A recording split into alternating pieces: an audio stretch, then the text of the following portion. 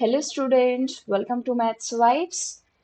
आज हम डिस्कस कर रहे हैं 26 नवंबर 2020 में जो रियल एनालिसिस से क्वेश्चन आए थे उनका कंप्लीट सोल्यूशन करेंगे।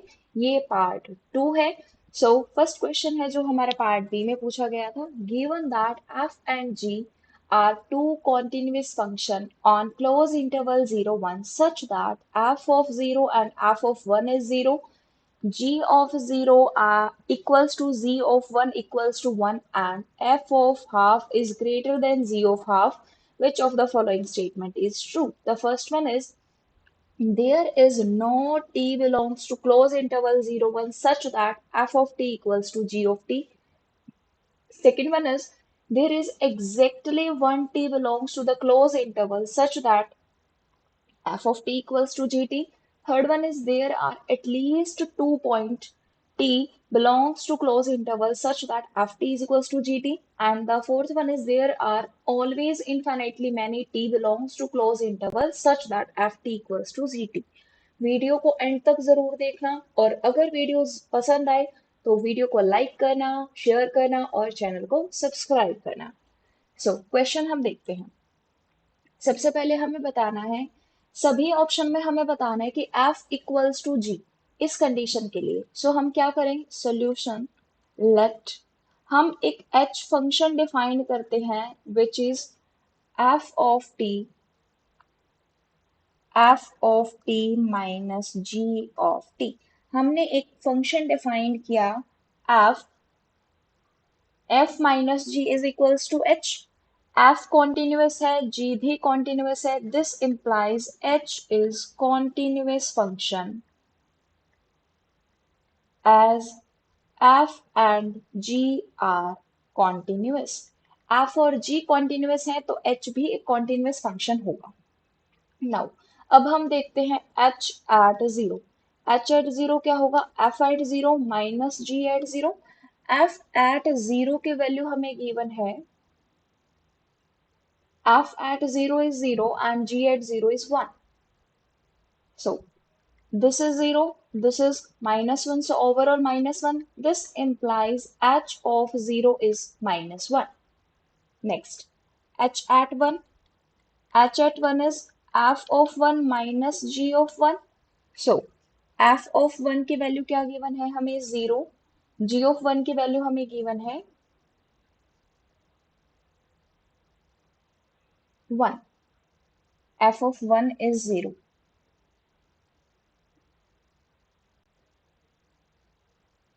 This is minus 1, this is again negative. This implies h of 1 is minus 1. अब हम h की वैल्यू फाइंड आउट करते हैं at half. h at half is f of half minus g of half. हमें condition given है f of half is greater than g of half. ये greater है तो always this quantity is positive, this implies h of half is positive. ये हमारा positive है और h at zero is negative. Graph की help से देखते हैं और h हमारा कॉन्टिन्यूस फंक्शन है। हमें ये देखना है कि h एट जीरो, जीरो पर कोई वैल्यू हमें नेगेटिव गिवन है और हाफ पर वैल्यू हमें कोई पॉजिटिव गिवन है और h हमारा कॉन्टिन्यूस फंक्शन है तो ऑब्वियस है वो नेगेटिव टू पॉजिटिव अगर मूव करेगा, दिस इज नेगेटिव। जब x हमारा जीरो टू हाफ मूव करेगा तब h फंक्शन हमारा नेगेटिव टू पॉजिटिव मूव करेगा लाइक दिस। तो बीच में इस लाइन पर एक पॉइंट ऐसा जरूर एग्जिस्ट करेगा जिस पर हमारा h फंक्शन जीरो हो जाएगा।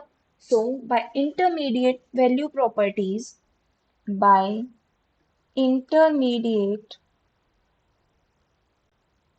Value property, there exists C belongs to interval 0 to half such that h at C is 0.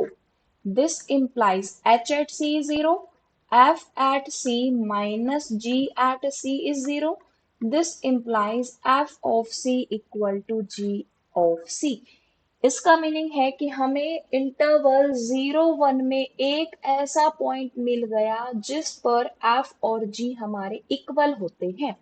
Next देखते हैं, h at half is positive and h at 1 is negative. With the same reason, half पर value positive है, 1 पर value negative है, it means half and 1 के बीच में एक point ऐसा जरूर एग्जिस्ट करेगा जिस पर h हमारा 0 हो रहा होगा। So again by intermediate value properties, there exists d belongs to the interval half to 1 such that h of d is 0. This implies f or at d equals to g at d and d belongs to interval half to 1. एक point हमें मिला है 0 to half में, another point हमें मिला है 1/2 to 1 में। It means there are exactly 2 points जिनके लिए एफ और जी हमारा इक्वल हो जाएगा। सो अब हम ऑप्शन देख लेते हैं।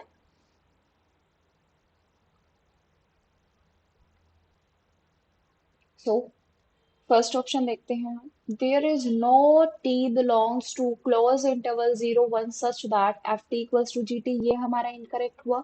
देयर इज एग्जैक्टली 1, ये भी हमारा इनकरेक्ट हुआ। हमने दो की तो एग्जिस्टेंस दिखा दी, दो से ज्यादा भी एग्जिस्ट कर सकते हैं क्योंकि हमें वैल्यू 0 1 एंड हाफ पर गिवन थी। कुछ और पॉइंट्स भी ऐसे एग्जिस्ट कर सकते हैं जिनके लिए हमारा और ये कंडीशन को होल्ड कर जाएगा, तो सी हमारा करेक्ट हो जाएगा। There exist at least 2 points, so c correct हुआ। वैसे क्वेश्चन हमारा पार्ट बी में है, सो फोर्थ हमारा इनकरेक्ट हो जाएगा। बट हम फोर्थ को चेक करते हैं कि with the help of example ये किस तरीके से इनकरेक्ट होगा। सो फोर्थ के लिए हम कंसीडर कर ले, let f of x is x into 1 - x and g of x consider कर ले 1 + x 1 - x x - 9/2।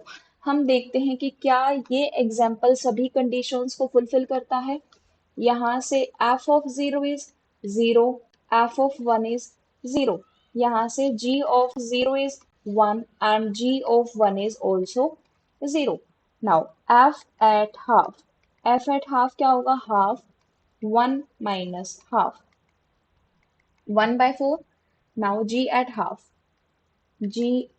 half is 1 + half, half and -4, so overall 0। सो यहाँ पर ये एग्जाम्पल सेटिस्फाई करता है कि f of half is greater than g of half. In f और g ने सभी कंडीशन सेटिस्फाई कर ली तो हम इनको कंसीडर कर सकते हैं। अब हम देखते हैं f - g क्या होगा। f - g is x 1 - x -1 -x 1 - x -9/2. This is a polynomial of degree 3, 3 degree की पॉलिनोमियल है। इट मीन्स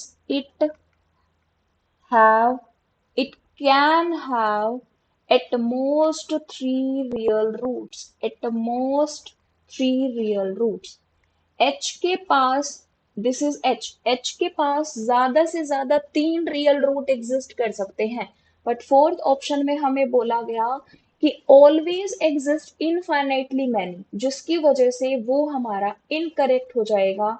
हमेशा एग्जिस्ट करें ऐसा कोई जरूरी नहीं है। सो फोर्थ इज इनकरेक्ट। सो इस क्वेश्चन का करेक्ट आंसर है थर्ड। एंड नेक्स्ट क्वेश्चन जो हम डिस्कस कर रहे हैं वो हमारा पार्ट सी में पूछा गया क्वेश्चन है, for p belongs to r consider the improper integral ip integration 0 to 1 tp sin t dt, which of the following statements are true? ip is convergent for p equals to -half, p equals to -3/2, p equals to 4/3 and p equals to -4/3। so इस question को हम करेंगे with the help of comparison test. So let हम consider कर लेते हैं AP is TP sine of t and BP consider कर लेते हैं t raised to the power p plus 1. Now, by by limit comparison test,